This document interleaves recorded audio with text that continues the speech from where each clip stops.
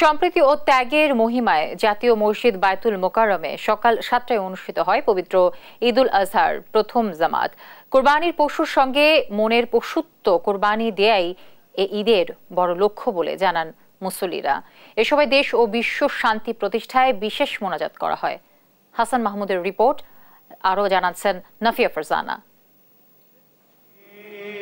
স্রষ্টার পানে মার্জনায় উঠেছে বান্দার হাত, পাপ তাপের ফিরিস্তি তুলে মার্জনায় আমিন আমিন ধ্বনি স্রষ্টার কাছে।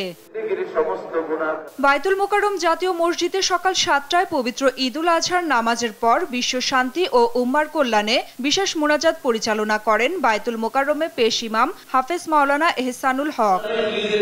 ফিলিস্তিনে মুসলমানদের উপর হওয়া নির্যাতনের অবসান হোক সেই দোয়াও করেন মুসল্লিরা। যত মুসলমানের উপর অত্যাচার হচ্ছে এর থেকে যেন আমরা নিষ্কৃত পাই।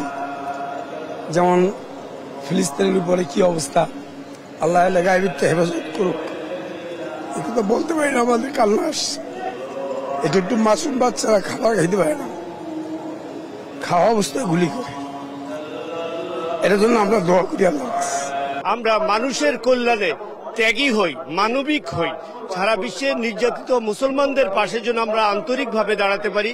যেখানে যেখানে মুসলমানরা কষ্ট পাচ্ছে, মুসলমানদের উপর নির্যাতন করা হচ্ছে, ওগুলা যেন বন্ধ হোক। পয়গম্বর ইসমাইল আলাইহিস সালামের ত্যাগের মহিমা স্মরণ করে যে কুরবানির বিধান তার সমাজ থেকে অনাচার জুলুমের অবসানের শিক্ষাই দিয়ে যায় মুসল্লিদের। কুরবানির পশুর সাথে আমার ভিতরকার যেগুলো খারাপ গুণ আছে ওগুলাও বের হয়ে যাবে,